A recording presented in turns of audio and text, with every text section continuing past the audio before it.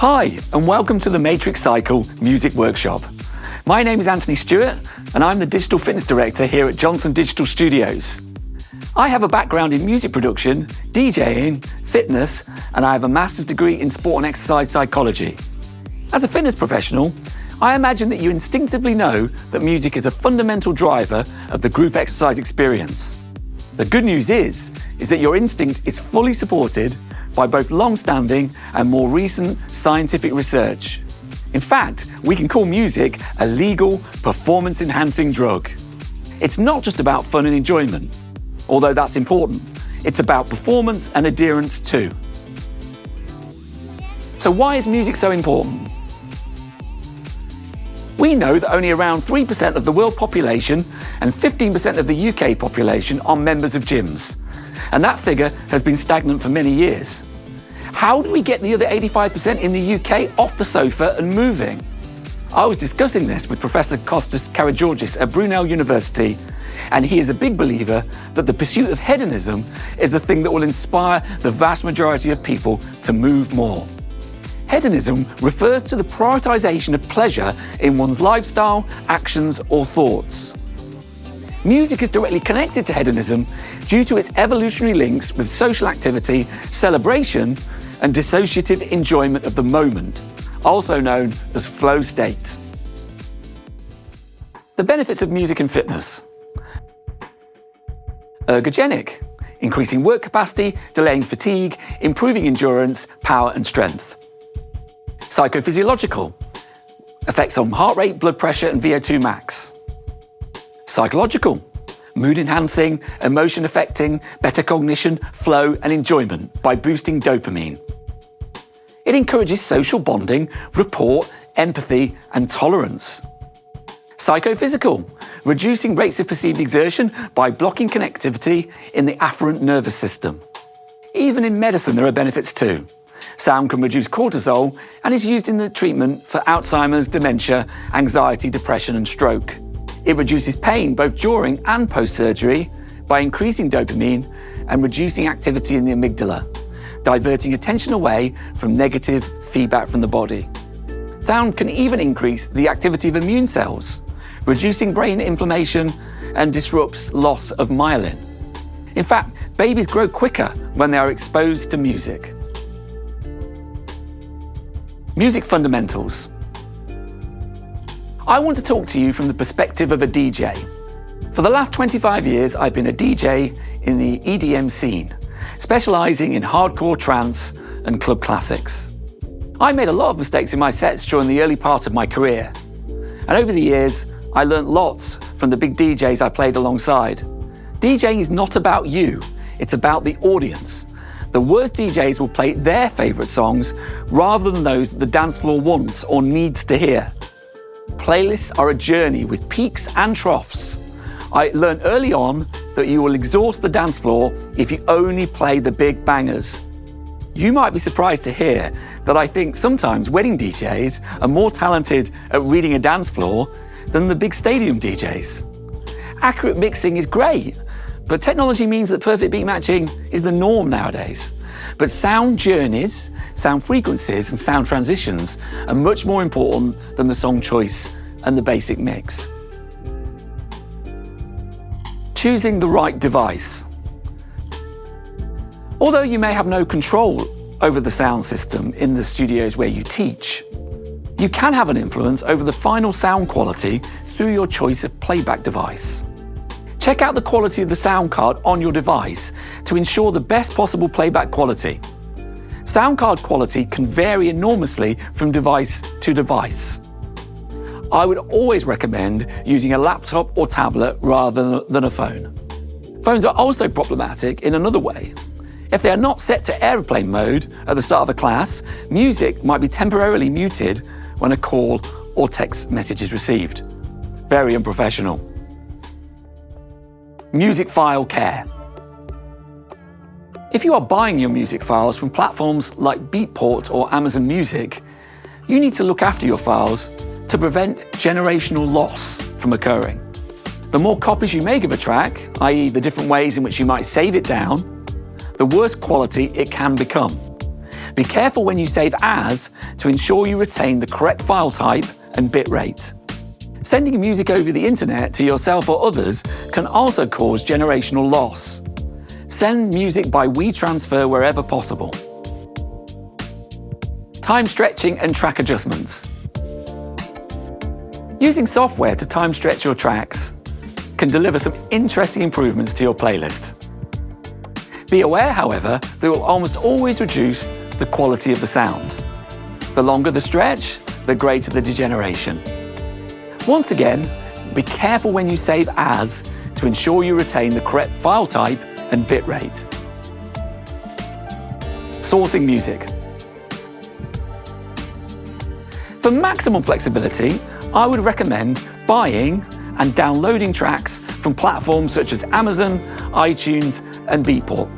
There are others. Beatport, for example, is great for recommending similar music and other artists and genres that will complement your choices. Do not use streaming platforms such as YouTube and SoundCloud, as the sound quality is often compromised.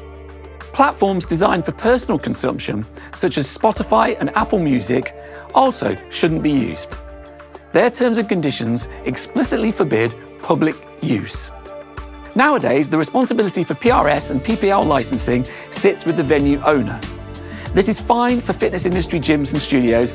However, if you are teaching in a church hall or other non-fitness venue, check with the owners and ensure that they have music licensing.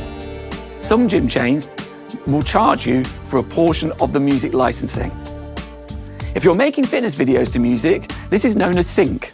Sync licenses are typically arranged on a track-by-track basis, which makes commercial music use very expensive for an instructor. I would recommend that you use rights-included music suppliers for all video production, ensuring you are covered in all territories in perpetuity. Selecting music. The best DJs don't just simply play the top 10 dance tracks in the world when they play out each weekend. They take the dance floor on a musical journey. Use class arrival and departure music to represent drama and expectation, with minimal lyrics, as this is when you'll be doing the most amount of talking. Warm-up, cool-down and mobility should be chosen to match the desired intensity. For example, don't go too hard too quickly. This is a mistake many starting DJs tend to make too. Make sure your high-intensity sections of programming are matched with higher intensity music. In a perfect world, have rest-by-active contrast by choosing different music for the work intervals versus the recovery intervals. Do not let the music go too flat in the recoveries. Silence or slow music will inhibit the next interval. 3 ways to use music in fitness. Asynchronous, the most widely used style in group exercise. Music is purely a background element with programming and music intensity not aligned in any way. Examples of this would include programs like HIIT, yoga, Pilates, and technical combat. Synchronous. This is matching the beat of the music to the tempo of the movement. Typically, the start of musical bars and phrases are used to cue increases in intensity, options, or new moves. This includes verse-chorus choreography, where the 2 differing sections of the music relate to 2 different combinations of exercises. Layered choreography is where new movements are added on throughout the course of the track. Examples of both of these would include programs like Les Mills Body Combat, Body Pump, Aerobics, and Zumba. Semi-synchronous, or music differentiation. This is using the music structure to communicate the intensity of the work-respite ratios. Examples of this would include Tabata, Sprint 8, and Les Mills Grit. Studies show there is both a conscious and unconscious physical and psychological benefit when this semi-synchronous match between programming intensity and music occurs. So why is musical synchronization so important? When the body synchronizes with music, it is called rhythmic entrainment, and this occurs on a perceptual, motor, and social level. The basal ganglia plays a key role in the link between rhythmic entrainment and enjoyment, and positive social disposition. As most music is based on a metrical structure, music is thought to let different rhythms in the brain and the body resonate. And these internal rhythms come into alignment with the same patterns presented in the structure of the music. Rhythmic entrainment brings greater neuromuscular efficiency through greater auditory motor synchronization. The body loves rhythms. Remember, these benefits occur in off-the-beat workouts too. It leads to neuromuscular efficiency, greater enjoyment, remembered pleasure after the workout, power output, and achieves greater flow state. Curating a playlist journey using music differentiation. Music differentiation sounds complicated, but is highly likely to be something you are already doing. Have you ever cued the start of an interval on a musical drop? In science, this is known as providing an aural burst of energy. We all know that amazing moment when the interval matches the music. Suddenly, everyone feels it and works harder. Often the participants don't know what has happened. They just love it. Here is why we should make this happen every time. Taking a client on a musical journey where the work-rest periods are clearly differentiated by the music allows the programming to be further communicated to a level elevated higher than just your coaching. The participant hears the cues themselves and therefore are not solely reliant on the direction of you, the instructor. The self-determination theory in psychology suggests that this could be really beneficial in helping participants achieve a quicker degree of confidence, autonomy, and competence. This allows them to have more self-control and better effort management, leading to higher intensity of effort and greater self-managed endurance. It can also increase attention towards optimal performance and away from flow-breaking distractions like timers and the tendency to watch for the cues of the instructor. The self-determination that comes through your participants hearing your programming in the music leads to competence, confidence, lower rates of perceived exertion, autonomy, pleasure, and thus hedonism. Understanding BPM for your musical journey. BPM stands for beats per minute, and it is a number that represents the speed of a song.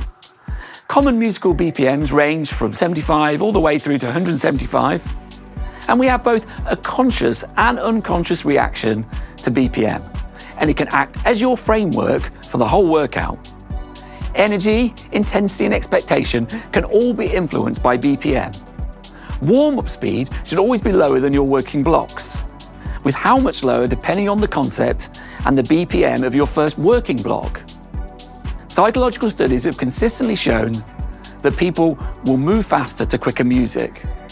Recent studies have also shown that faster music results in lower RPE than the slower equivalent.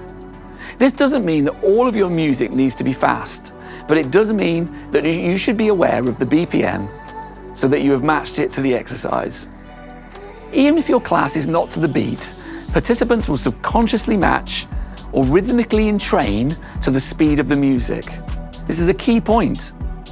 For example, fast food restaurants play faster music to encourage diners to vacate seating areas more quickly. People are of course not moving to the beat in this example. They are eating faster due to rhythmic entrainment. Download the free app BPM Counter if you are struggling to identify the BPM of a track. BPM is not the only determiner of music energy. Interesting beat patterns, or otherwise known as syncopation, can give the enhanced impression of momentum without increasing BPM. Varied sound frequencies can also support your programming. Bass, piano, and synths can all create contrast. Risers, those long synth sounds that sound like something is building, are in most EDM songs. They are great for cueing exercise intensity and a crescendo towards the end of a work interval. Lyrics. Motivational lyrics in songs can have a massive impact when you get them right. But words can polarize opinion at the same time. If you use them, make sure you take care to pick ones that send the exact message you want to communicate. Motivational messages in music are known as iconic cues and can really create an atmospheric emotional moment. Just don't overuse them. Ambient music. Ambient music is great for creating a mood at the beginning and end of your workout. It typically has no vocals, so you can be really clear on the mic with your pre-class checks. Musical interaction. The overall power and influence of music in group fitness is further enhanced by the instructor interacting with the music. You could, for example, reference the name of the track, reference motivational sections of the lyrics, or even sing parts of the work. Acknowledge big changes in the music, or great individual sections like drum patterns, riffs, or bass. They can all act as a cueing tool, which is very powerful when they match a work interlude. So cue and celebrate those drops. You could also talk about why you picked the song, or the musical theme of your playlist overall. Interacting with the music will encourage your members to bond with each other and interact with you. It's a win-win. Mic management. Taking care with mic setup is vital so that you can clearly communicate, motivate, and coach the participants. A mic shield and belt is critical to the member experience as it protects the equipment from damage. It is also very important for hygiene reasons too, given that mics are used by different instructors throughout the day. Always bring your own pack of mic shields and never use a second-hand one. Wear your own belt pack rather than exposing the mic system to your wet clothes. Test the mic and music balance before the class to ensure that you can be heard just over the music. Avoid constantly adjusting and holding the microphone with your hand. Get the position right at the start of the class, with the best position is 1 inch away from your face with the mic horizontal to the top of your lip. Vocal clash.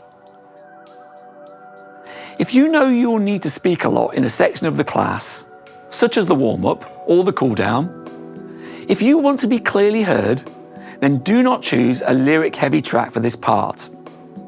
The Wernicke-Broca network is a chain of neurons in the brain that processes the meaning of words. We can only listen to one voice at a time, so it's either you or the singer of the song. Better that it is you, so use an instrumental song in those key areas at the start and end of the class. What's the latest science around HIIT? First, the use of music throughout HIIT is likely to elevate state motivation and power output. Second, the use of fast tempo music throughout HIIT can elevate post-task enjoyment and remembered pleasure. Third, to balance the negative exercise-related effect that is induced by HIIT, the use of medium tempo music during active recovery should be considered, but for a duration of 75 to 90 seconds to give sufficient time for rhythmic entrainment to take place. Finally, slow tempo or no music should be avoided during HIIT recovery periods, as it's likely to reduce effective arousal and also compromise subsequent efforts in the HIIT protocol. Rest by active musical mixes, also known as music differentiation, are where the music has been prepared so that the intensity of the music matches the intensity of the programming. Typically, the music is prepared so that it perfectly matches the time protocols of the workout. Rest by active musical mixes have a positive effect on enjoyment, adherence, power output, and remembered pleasure. Overcoming the Sprint 8 exercise paradox. Sprint 8 and any interval workout is more effective if the user completes the full interval at full power. The exercise paradox is where the participants slow down the moment they see indication that there might be a visual or verbal cue coming from the instructor. Musical cues are more effective in overcoming the exercise paradox than verbal or visual cues. This is possibly because of the effect of unconscious rhythmic entrainment, where systems in the body lock on to the musical structures and rhythms, even non-musical people unconsciously understand the fundamental structures within music, partly due to simple lifetime exposure. The self-determination theory suggests that participants will benefit from managing their own effort levels using the music cues, as opposed to them being submissively conditioned to follow a visual or verbal countdown. The peak end theory. The most remembered part of any experience is the highest intensity point and the finale, and music can be used to enhance the emotional experience at these key points. Music and lyrics need to be minimised at the end of the workout, thus ensuring that the atmosphere is maintained, but while you as an instructor can still get your goodbye message across in a memorable way. Music is also a great way of reducing nerves at the start of a workout. It's the music! Music makes me move. What does it do for you? Does it make you feel good? You have been watching the Matrix Cycle Music Workshop. My name's been Anthony Stewart. I just really want to thank you for listening. Drop me a line at the email below with any questions about music or psychology. Speak soon.